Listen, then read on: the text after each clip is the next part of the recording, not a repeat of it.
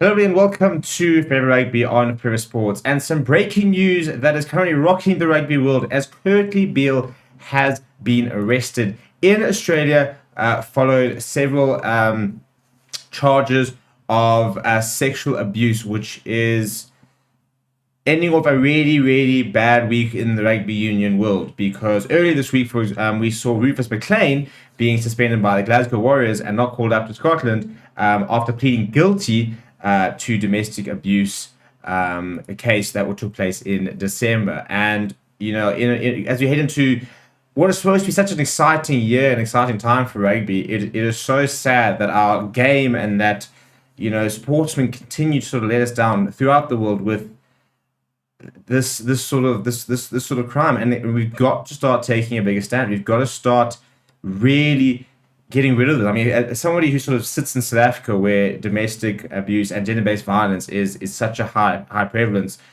this is nothing new to us and something that we've been trying to attack for a very long time. And it's just becoming far too common across the rugby and across the entire sort of sportsman. I mean, just today, we've seen both KURTLEY Beale as well as Danny Alves, the very high profile Brazilian football, also arrested for crimes of sort of domestic sexual abuse, which it's just disgusting, is the only sort of way to put it. And I think the biggest thing and the only thing we can really do as a rugby sort of community is to really start to call people out and to take a really big stand about this. And there can be no middle ground. It has to be. I mean, it all has to be generally black and white, but there has to be a very strong reaction against this. If we start sort of weeding out this culture that enables players and enable sports people to continue to believe this sort of behavior is acceptable and that they can get away with it.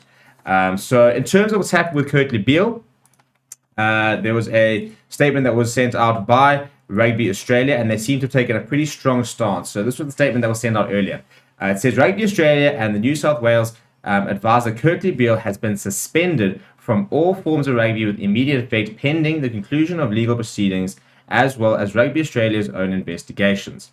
This step follows Mr. Beale's arrest and subsequent charge with serious criminal offences, and is in line with the Rugby Australia's Professional Player Code of Conduct. The Rugby Union Players Association has been informed of this development.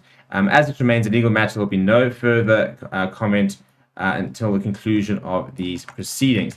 Now, it sounds like there was booze involved, there's alcohol involved, and he's been arrested for sexual assault. The Sydney Morning Herald was reporting that he's charged in court with having sexual intercourse with a woman without her consent, and as well as two different charges of inappropriate touching of I don't know if it's the same woman. I think it's the same. I think from what sounds like it's the same woman as well on the same night. And he was arrested earlier today at about 2:30 at Sydney time. And again, this is literally just days after Bruce McLean has been suspended following a guilty plea towards domestic abuse, where he was did physically abuse his girlfriend, as well as emotionally abused her for 2 years.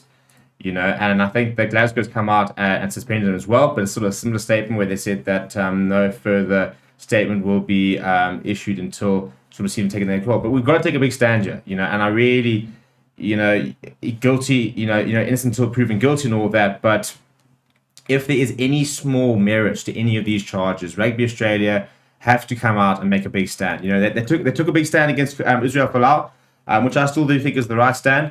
And they've got to do a similar thing to KURTLEY Beale now. And the more high profile the player, the more pressure there is, and the more important it is to take strong action. We can't just be a situation, and we see it often, unfortunately, where high profile players can sometimes get away with these sort of things because they're too good. I mean, for example, Shannon Frizzell, still plays for New Zealand, and Xavier Reese, and they've never really taken a pretty hard stance. And it's really poor that we continue to sort of see high profile players getting away with this and sort of swept under the rug because they're too important as sporting assets, to really punish. And that's got to stop. We've got to make a big stand here. And I say we as the rugby community because, whilst legal proceedings will take its course and whatever happens, we've got to continue being a voice against it. We've got to continue calling out players and not supporting and really putting pressure on unions to take action against sort of any players that are involved in any of these sort of crimes. So a really poor way to go into the weekend.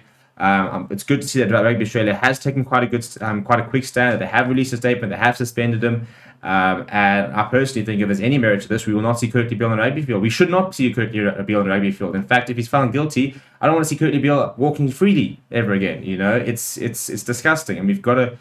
Yeah, let's really hope that if there are merit to these charges and if he is found guilty, that they do take a hard line and we never see Kurtley Beale playing rugby again. From the rugby community, we lost a great player, but we don't want human beings like this in our sport.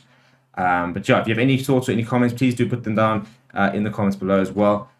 Very interested to see the different sort of sides to it. Not that many sides to this, but I think the biggest thing is, as I said, as a rugby community, we need to start coming out. We need to start putting pressure on these players because there's far too many reoccurrences of this sort of themes across the rugby world and the greater sporting world, and it really needs to stop because it is getting completely out of hand. And yeah, not a video I want to be making on a Friday afternoon, but that is the situation, and because a lot of people haven't asked me about it.